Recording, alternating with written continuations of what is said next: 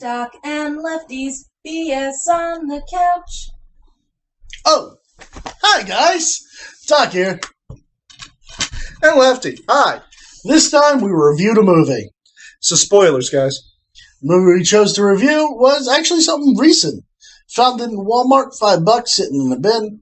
Thought, why the hell not? So something a little bit new. It is Cowboys&Aliens. Actually, fairly new. I saw the trailers for this 2 years ago and thought, hey, this looks like interesting. Cast was interesting. Harrison Ford's in it. Who else? Daniel Craig. Olivia Wilde. Ooh, I like her in House. I like her in everything. And will definitely like her in nothing. Anyway, so this is actually it's based off of a comic book, Which is based off of a screenplay. which is based off of a script. So this has jumped a few mediums, and here we have a decent movie, in my opinion. If Your inner child will love it. It's not in any way a great movie, but it's not bad. It's not bad. remotely. I enjoyed it. It's one of those movies. It leads you on to be a little bit more. You hear the name, and you're like, "Oh my God, I've got to watch this." Your inner child is screaming, "This is the greatest thing! This is going to be like Transformers." Then Michael Bay showed up, but that's a whole nother movie. That way it was advertised, it was supposed to be, or what it looked like to be, an action-packed, basically fight between aliens and cowboys, which you do get that one point, but for the most part, it is a normal-paced Western.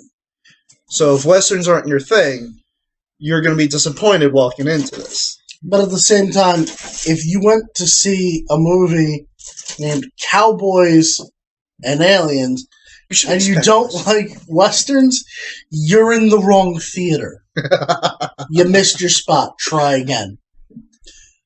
As for a Western, it hits every Western cliche you could think of. And it hits them hard. Your main character is Daniel Craig. Man, a few words?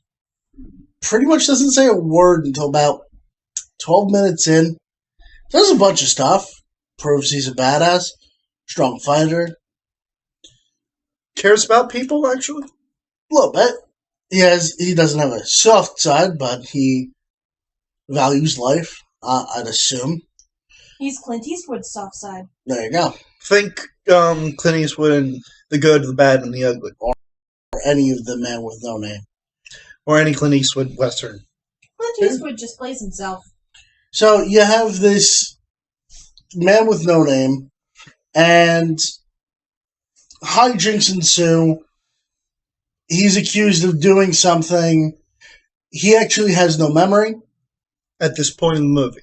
He just has a fancy little bracelet on. No idea what it's for. Aliens attack. Suddenly his bracelet comes to life. And he figures out, oh, this can destroy them. Cool. These aliens are kidnapping people. They actually managed to get good 10, 20 people out of the town alone. Yeah, and they've apparently been hunting Indians and such before that. You don't find that out until later, though. But, yeah, they're picking up people. They're destroying stuff. You're not really sure why or what they're doing there. But the movie progresses. You get a few scattered storylines, which... A lot of subplots. There's a lot of subplots in this movie. And that's one of the crutches this movie's limping on, is its pacing. It's so many subplots, and you're wondering, why do I care? Why should I be watching this? But you know what? In the end, it all pays off. All the subplots come together, they all twist and tie into a nice knot, and the path continues from there.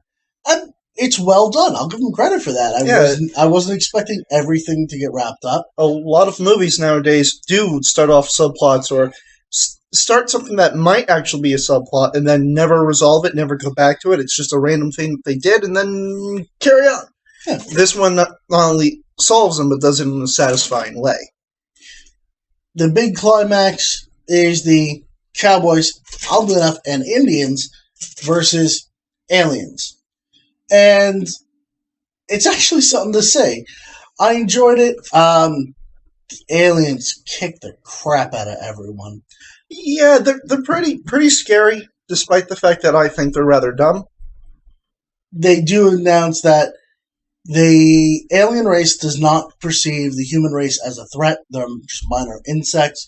And they're not going to bother defending themselves because they don't think there's anything that they have to be afraid of. But we humans give them a bit of a run for their money. And I thought it was a pretty cool ending. I was really hoping for them to go for a cop-out ending. I'm not going to lie. I am a sucker for happy endings, but they kept the Western tradition, and they kept it rolling. From beginning to end, I enjoyed the movie. It's not one of those, oh my god, you have to see this. This is cinema classic. But if you just have an hour or two to kill, and you're looking for something to watch, we picked this up for $5. For my opinion, worth it. Although, the alien's motivation is to get gold. Yeah, I didn't really understand.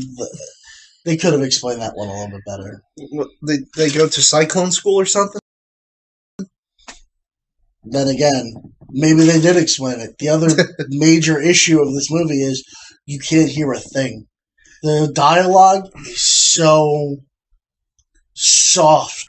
Dialogue, as he said, is low, so you raise the volume to hear them. And the movie jumps pretty quickly from dialogue to action. It usually there's like a second or two where you might get a hint, but for the most part it just goes from one to the other. So, and usually starts off with an explosion. So either you're going to blow out your speakers trying to listen to the dialogue, or you're going to just have to not hear anything, which kind of destroys the movie, especially because the way it's paced like a Western, the dialogue is the movie. As much as you like the action, it is a dialogue-driven story. Which is impressive since nobody talks for the first 10 minutes. But, what's your overall opinion? You watch this movie again? If it was just me, no. It's not a bad movie, but it's not something I'd watch, go out of my way to watch. But if someone else is interested, if someone else is going to sit down and watch it, I'm not going to complain. All right. So you got a positive from me and a watch with friends from him. So that's all we got for this issue of BS on the Couch. You can follow us on Facebook or Twitter at BS on the Couch, or you can contact us at Gmail on BS on the Couch at gmail.com. Please like or subscribe to us on YouTube. Do both. And comment. Yes, we require comments. Please comment. We need to know what we're doing, whether or not you like it, and maybe some suggestions. We would love to hear your feedback. Love these two idiots. Like them, subscribe. Watch them in See you next time, guys. Bye, guys.